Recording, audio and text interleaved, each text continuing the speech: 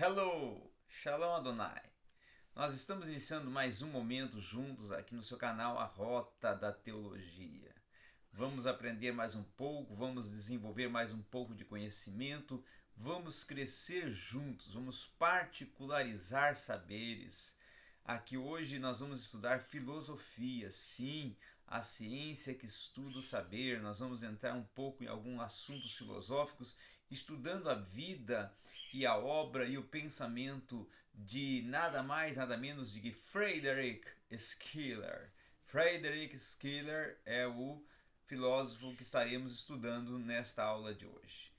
Mas antes, eu quero te convidar a se inscrever no canal. Se inscreva aqui no canal, dê também sempre o seu positivo, firme conosco aí no vídeo, dando sempre seu joinha, dando sempre seu positivo, concordando que está tendo um bom desenvolvimento e aprendizado com as nossas aulas. Muito bem, hoje estaremos falando então, como eu falei já, sobre Friedrich Schiller. Friedrich Schiller, nós podemos considerar que pertence à estirpe de Platão.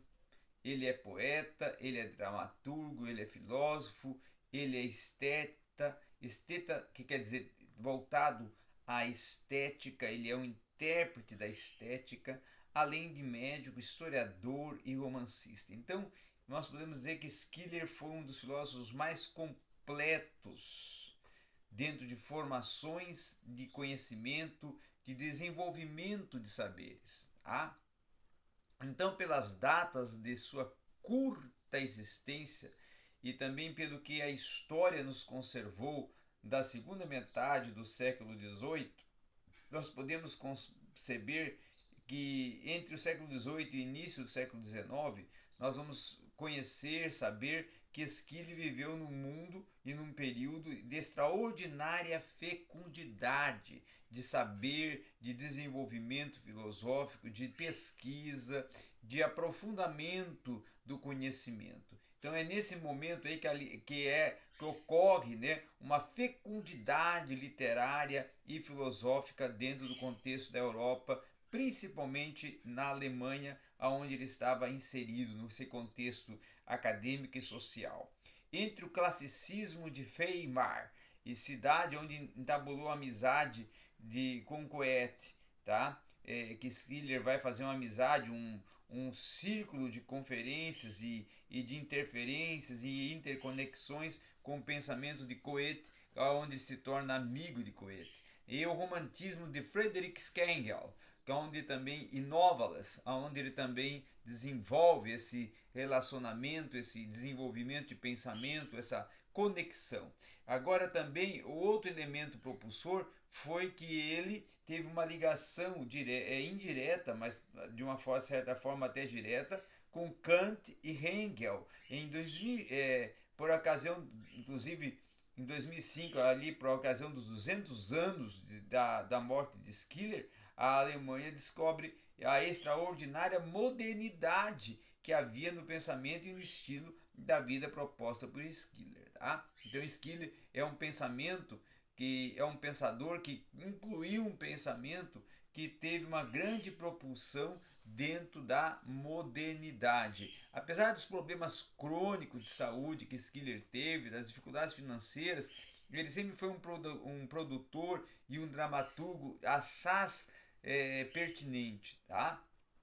Em 1771, por exemplo, ele estreou um drama de crítica social considerado um dos maiores dramas de crítica social, que foi Os Salteadores, né? Que vai costumar ser vinculado à tempestade e ímpeto, certo? Ou seja, ao pré-romantismo. Né? Outro que teve um grande exponencial na vida de Schiller e da cultura europeia foi Intriga e Amor de Schiller, Dom Carlos de Schiller, a trilogia de Wallenstein de Schiller, Maria Stuart, Guilherme Tell alcançaram então conheceram as obras de Schiller ao posto de dramaturgo favorito do povo e os deram assim um certo apoio, um certo favorecimento para ele se tornar cada vez mais um vulto da cultura alemã e europeia. Tá? Com a publicação de 1790 da Crítica da Faculdade do Juízo, é que Schiller, junto com Immanuel Kant, vai concluir um sistema, e um sistema principalmente de pensamento. Tá?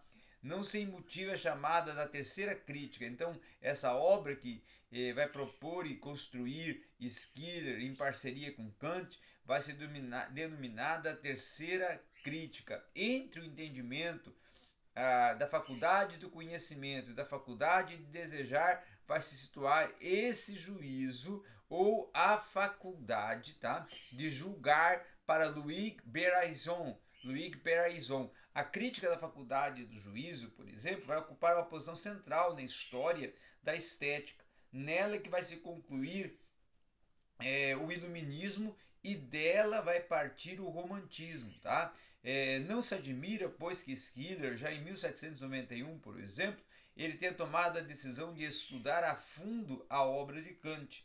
E no mesmo ano ele vai receber dos príncipes dinamarquês Frederico Cristiano e de Augustenburg e também uma pensão anual de 1.000 thalers para poder manter toda a vida e de pesquisa e de obras que ele estava produzindo, tá? Então é digno de nota, inclusive, que esse fato de exemplar a crítica da faculdade do juízo, que pertenceu a Schiller, ter sido legado à posteridade, é justamente porque encontra-se ele em uma obra reservada no arquivo de literatura alemã em Marburg, tá? E em Neckar, sua cidade natal, onde dos trechos sublinhados e das anotações inclusive à margem das páginas é possível detectar ali os passos a qual mais chamar a atenção do leitor, tá?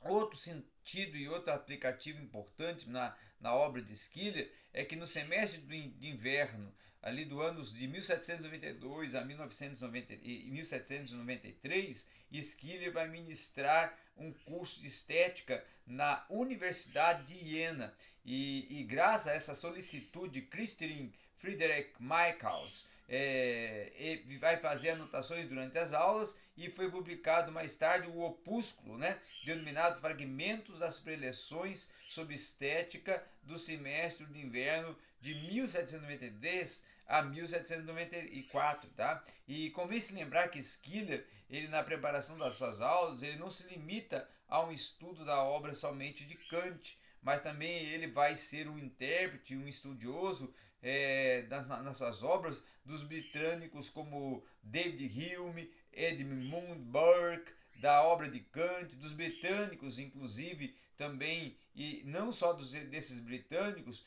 que eu citei, mas também dos alemães como Alexander Goldebly, tá? Outro que ele vai trabalhar também é o Wilkemann, tá? Outro que ele vai trabalhar também é o Sulzer, o Moritz da França, ele vai trabalhar com Bartels, o Diderot. Então, pensadores e filósofos que Schiller faz ali uma interpretação e uma análise dentro dos seus pensamentos e das suas obras filosóficas. A época e a atividade epistolar, mais do que a praxe, era uma necessidade dentro do contexto da proposta de Schiller. E assim a correspondência entre Schiller e Conner em 1793, por exemplo, surge ali a denominada obra Calhas ou sobre a Beleza, né? Que vai ser indispensável não só para suprir algumas lacunas das notas de Michaelis, mas como também para a compreensão das suas cartas sobre a educação e a estética da humanidade, que Schiller vai ser um dos maiores contribuidores do pensamento da estética. Tá? O Friedrich Schiller vai ser um esteta que vai ter um grande contributo dentro das obras da estética. Então Kant tinha exercido notável influência sobre Schiller, como já mencionei, e é um dado incontestável nós colocarmos que Kant norteia alguma das principais obras e das mais pulsantes obras de Schiller. E algo assim pertinente que nos diálogos entre os dois sempre há pontos de convergência e divergência, há uma explícita dialética entre eles, tá? Então, num raro, Schiller avança com e contra Kant, e nesse com e contra Kant é que vai construindo a sua obra, tá? Mais tarde, na carta Corner, em 25 de janeiro de 1793, Schiller vai reconhecer uma dificuldade quase limitada para assentar objetivamente um conceito de beleza. E com isso é que as três explicações mais possíveis, mais pertinentes acerca do belo, acerca da beleza, do saber do modo subjetivo como é interpretado a beleza, do modo sensível, do modo racional e do seu objetivo até racional de pensar a beleza, é que aí vai se construir uma obra que vai se tornar a obra mais expressiva do esteta Friedrich Schiller, que vai propor na sua teoria uma quarta forma possível de explicar o belo, aquilo que tem um sentido de beleza, né? Vale-se dizer, inclusive, que de modo objetivo e de um modo sensível, na sua carta de 8 de fevereiro de 1793, um leitor vai encontrar, inclusive, uma formulação que resume o seu pensamento. A beleza não é, pois, outra coisa, segundo a Schiller, senão a liberdade no fenômeno. Não há dúvida de que, na concepção schilleriana da beleza, há uma tensão entre o objetivismo e o subjetivismo, tá? E outra questão muito importante nós considerarmos que, segundo Peirson, Kant está na origem da tendência e desenvolvido inclusive por Schiller, que vai insistir na interiorização da contemplação estética e no seu caráter moral. E nessa linha é que deve ser lida as cartas, bem como algumas sentenças dos fragmentos. Por exemplo, o gosto promove não apenas nossa felicidade, como também nos civiliza e cultiva e nos leva a um cultivo, né? A educação estética da humanidade, por exemplo, em reconhecimento ao príncipe Frederick de Augustenburg, pela pressão recebida e pela que ele Schiller vai receber porque recebia uma pensão de Frederick, e aí com isso Frederick norteava algumas propostas do pensamento de Schiller. Então Schiller em 1791 ele vai iniciar uma redação de 27 cartas interessada, certo? Justamente a este nobre que era o Frederick de Augustenburg, que, com a intenção de publicá-las mais tarde para enobrecer e dignificar a atuação política de Augsburg, do Frederick de Augsburg, tá? E em 1794, no incêndio vai destruir esse castelo de Copenhague, no qual estavam as cartas originais de Schiller. E então vai assumir-se a tarefa de se reescrevê-las com auxílio agora de cópias achadas, cópias que foram encontradas. Então as cartas de Augustenburg, ao lado das cartas de Corner, vão formar um rascunho das pesquisas que resultaram nas obras das cartas sobre a educação de estética da humanidade. Então essas cartas da educação de estética na humanidade é que vão nortear todo o pensamento de estética dentro do contexto filosófico, tendo Schiller, o Friedrich Schiller, como um dos mentores do estudo da estética, tá? No Brasil, a editora Herder, por exemplo, ela lançou em 1963 as cartas sobre a educação e estética da humanidade, na tradução do Robert Schwartz e com a introdução e notas do Arnold Roosevelt. Em 1990, por exemplo, veio ao público a tradução realizada por Márcio Suzuki, que com base anterior de Robert Schweitzer, ele vai desenvolver um título, A Educação Estética do Homem. Então, numa das suas séries de cartas, pela questão das iluminuras, o tradutor vai se encarregar da introdução e das notas no final do livro, para justamente em 1991 nós termos já, pela editora pedagógica universitária, uma obra com toda a antologia de textos filosóficos de Schiller, tá? Os textos filosóficos do século XII, do século XIV e do século XV, tá? Que vão ser textos que têm uma influência e têm uma direção do pensamento schilleriano, tá? E seja dito logo que dentro desse contexto das cartas sobre a educação e a estética da humanidade,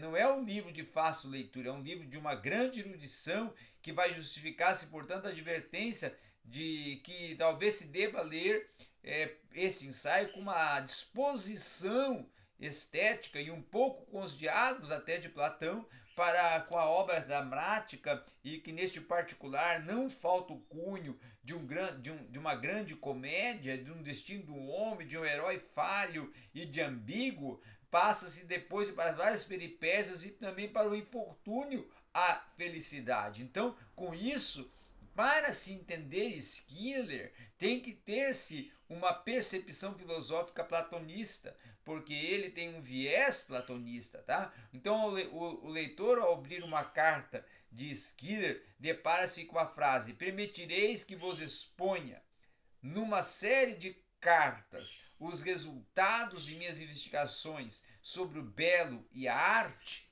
Então ele já começa causando ali uma interrogação e um questionamento. Ele já começa causando ali um confronto, né, com as ideias, tá?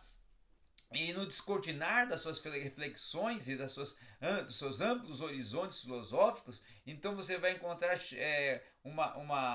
um escrito, uma carta, um epistolar cheio de expectativa, de olhares do filósofo, dentro da questão não só da cosmovisão que ele tem social, mas também voltando-se para a área da política e para o destino da humanidade. Então, essa indagação filosófica a respeito da estrutura da alma humana, na carta 11ª, que abre caminho justamente para a apresentação da teoria dos três impulsos, né? Onde ele está trabalhando o sensível, o formal, e na carta 12ª ele está trabalhando o lúdico, e na carta 15ª ele está trabalhando a altura do inimaginável. É aí que ele vai trabalhar o objeto do impulso sensível, a vida, o objeto do impulso formal, a forma, e o objeto do impulso lúdico, que vai ser a forma viva, não é? Então, com esse conceito de forma viva, é lançado justamente o que nós podemos definir e deduzir de definição da beleza, tá? E é a partir do análise que ele faz sobre a identificação entre o impulso lúdico ideal da humanidade.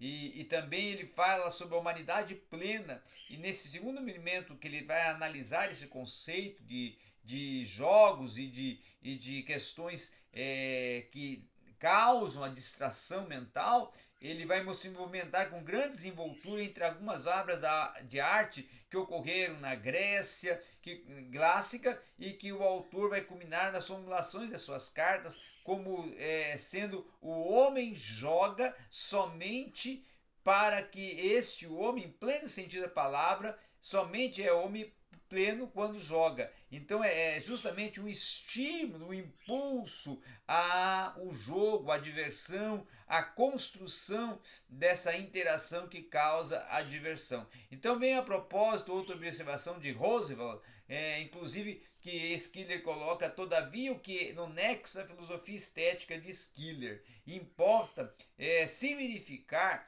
que no decurso do próprio trabalho a posição do autor se modifica. Então há uma modificação, segundo Roosevelt, do pensamento de Schiller dentro do próprio corpo da obra de Schiller, que ele no início ele começa tratando do estado estético lúdico e apenas como um recurso e meio para possibilitar-se a passagem do caráter físico ao moral, e pouco a pouco ao meio ele se torna o fim último, até que surja como um ideal absoluto ao homem estético, um estado lúdico único em que o homem é integralmente homem. tá? Então, com essas propostas todas, é que Schiller vai se dirigir ao príncipe de Augustenburg com as seguintes palavras: espero convencer-vos de que esta matéria é menos estranha à necessidade que o gosto de nosso tempo,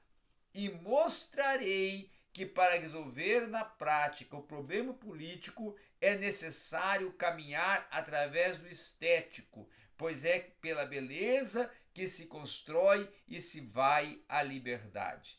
Então é com essas propostas e com essas palavras que ele vai construindo toda a sua filosofia do Estado. Então Schiller foi podemos concluindo, ele foi um pensador e foi um filósofo que, como esteta e como dos principais mentores na área da estética, ele construiu toda uma base propulsora para o desenvolvimento do estudo sobre a estética, que vem a ser a ciência que estuda o belo e a beleza, tá? Então, com toda essa proposta, é que Schiller vai construir toda a sua margem de pensamentos que vão se relacionar com não só com a questão do lúdico, mas também com o social, com o cultural e com o político, como uma ciência proposta de um pensamento que vai se relacionar, que vai se dialogar com outras propostas de pensamento, a qual Schiller converge e a qual Schiller consegue situar dentro das suas obras e dentro das suas propostas de obras de filosofia, de pensamento filosófico, que muito contribuíram para a estética dentro do arcabouço de temas e assuntos filosóficos dos principais filósofos, e podemos considerar que Friedrich Schiller foi um grande mentor na área da estética, e também não só na área da estética, mas na área da construção do pensamento, que se interliga com três outros mundos além do seu: os mundos do contexto filosófico da França, os mundos do contexto filosófico da Alemanha, onde ele estava inserido, os mundos do contexto filosófico da Grécia clássica e os mundos do contexto filosófico da Itália. Então é isso que é interessante e pertinente dentro da proposta do pensamento, das perspectivas filosóficas de Friedrich Schiller. Obrigado a todos.